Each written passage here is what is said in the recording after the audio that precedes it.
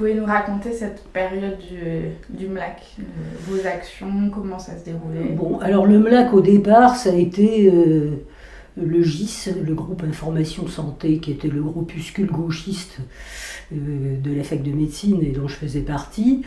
Ça a été quelques personnes de la CFDT et ça a été le planning. Tout ce monde-là a décidé qu'on allait pratiquer des avortements comme ça.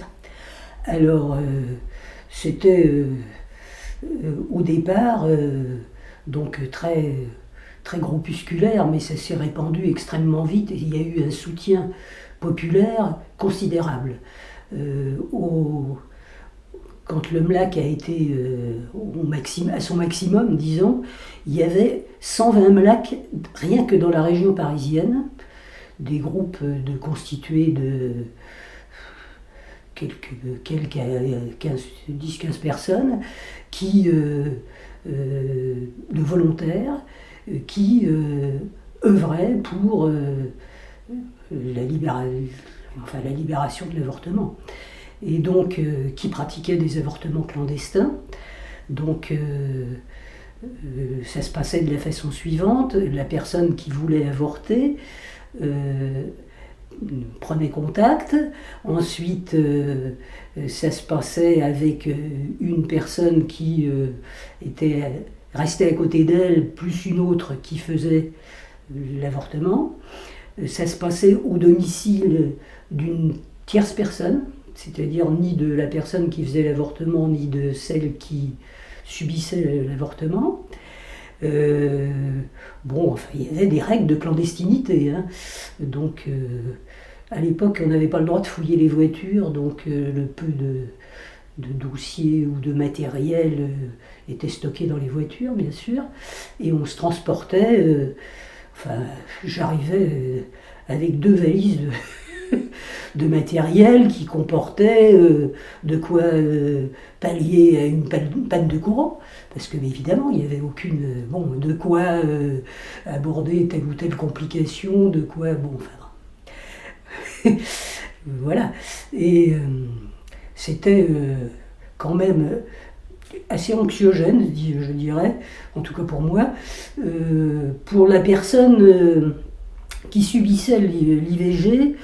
C'était quelque part un acte militant, donc en fait elle le supportait remarquablement bien. On n'avait aucune anesthésie, on faisait quand même un atropinique pour éviter un choc vagal quand on touchait le col. C'était une perte de connaissance, réflexe. Ça pouvait exister, nous avaient dit les gynécologues qui étaient avec nous, enfin les quelques gynécologues qui étaient avec nous, parce qu'il y avait beaucoup de généralistes, il y avait des psychiatres, et il y a eu ensuite des volontaires non médecins qui pratiquaient ces avortements, que nous conformons. Bon, c'était quand même très inconfortable de changer de lieu d'avortement et de tomber sur des situations, parce que c'était pas forcément des gens qui avaient des moyens, donc on était dans des conditions souvent très très difficiles matériellement. Donc on a loué un appartement et on allait faire ça dans un appartement, toujours le même. Je suppose que les flics étaient parfaitement au courant. Il était où cet appartement ? C'était dans le 15e, du côté de la rue Vasco de Gama, autant que je me souvienne. Voilà, un petit appartement. Donc on arrivait là pour faire l'avortement avec la personne, celle qui faisait l'avortement, celle qui le subissait et une autre. On était toujours 3 dans la circonstance. Voilà, c'était quand même plus confortable ça. À la fin, c'était tellement public qu'on faisait le samedi après-midi sur les marches du muséum dans le jardin des plantes une permanence d'accueil où il y avait à peu près 200 personnes qui se présentaient dans l'après-midi du samedi. Ça, c'était pour organiser les départs en autocar en Hollande des femmes qu'on estimait trop enceintes pour pouvoir faire un avortement à Paris. Justement, pour revenir sur ces pratiques de l'avortement à Paris, d'une part, Comment est-ce que vous trouviez le matériel, puisque vous m'avez dit que pour avoir le spéculum par exemple... Alors on s'était procuré des... bon, les spéculums, on les a eus bien sûr, parce que certains d'entre nous étaient à l'hôpital, donc il n'y a pas eu de problème. On avait besoin de ça, on avait besoin des fameuses sondes dites de Kerman, que je ne sais pas très bien qui se les procurait, mais ça arrivait de l'étranger. Ça aussi c'était bien connu, puisque un jour, j'étais à l'époque, je travaillais dans un centre de santé à Pantin, j'ai été convoquée par le médecin directeur de la PMI, de la protection maternelle et infantile.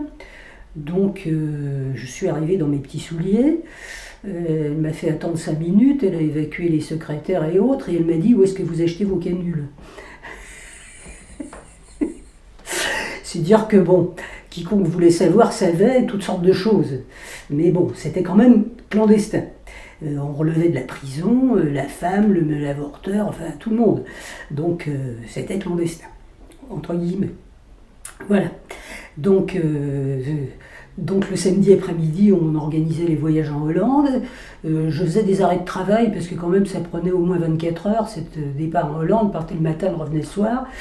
Mais bon, il fallait quand même un arrêt de travail d'une journée. Enfin bon, je suppose que les flics étaient totalement au courant et que ça a dû précipiter quand même le vote de la loi parce que effectivement, je crois que la boutade a été, si on les laisse continuer, ils vont finir par faire un avortement sur le bureau du ministre de la Santé. Oh, c'était pas impensable. Donc voilà. Et vous, votre pratique justement de l'avortement avec cette méthode dite Kerman, ça a changé votre approche? Enfin, vous avez l'air assez choqué quand voilà, c'est passé comme ça. C'était le jour et la nuit. Bien sûr, c'était le jour et la nuit. Bon, on avait une bonne technique qui pouvait parfaitement être utilisée sans anesthésie du tout, réellement.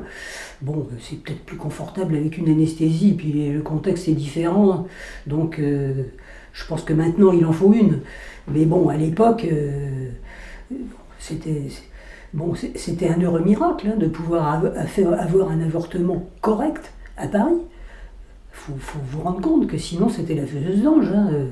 Donc la sonde qu'on se mettait tout seul, la tige de persil, le Scooby-Doo, enfin, ce que vous ne pouvez pas savoir, les injections d'eau de javel, les comprimés de permanganate dans le vagin, enfin, il y avait des trucs abominables. Les femmes faisaient n'importe quoi pour se débarrasser de leur grossesse. Des trucs hyper dangereux. Donc bon, une technique non dangereuse, c'était non dangereux. Il y avait zéro complication, ni infection, ni hémorragie, ni rien. Voilà. Donc, c'était quand même le jour et la nuit. Hein. Et puis, tout le monde était volontaire. Bon, ça se passait, voilà, ça se passait normalement. C'est pas du tout la même chose. Et justement, dans ce groupe de clandestins, c'était constitué d'hommes, de femmes? Les militants, c'était... Oui, il y avait des hommes et des femmes, hein, bien sûr. Bien sûr, c'était tout à fait mixte. Et les MLAC, ils étaient tout à fait mixtes aussi.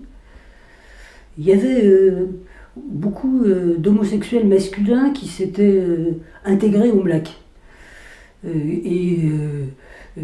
Qui luttaient avec nous, c'était très virulent, enfin très actif. Je veux dire, on avait une réunion entre MLAC, peut-être une par semaine, je ne me souviens pas, enfin c'était beaucoup. Hein. Donc il y avait des MLAC de quartier, des MLAC d'usine, des MLAC d'entreprise, des MLAC de partout, de toutes sortes de choses. Donc on réunissait tous ces MLAC pour échanger nos pratiques, nos compétences, enfin voilà. Bon, alors les documents, bien entendu, les documents du MLAC, on les foutait en l'air au fur et à mesure. Hein. On n'était pas suicidaires. Donc, comme c'était clandestin, on avait le moins de possible de choses écrites, voilà. Donc, oui, ça c'était détruit volontairement, hein, bien sûr.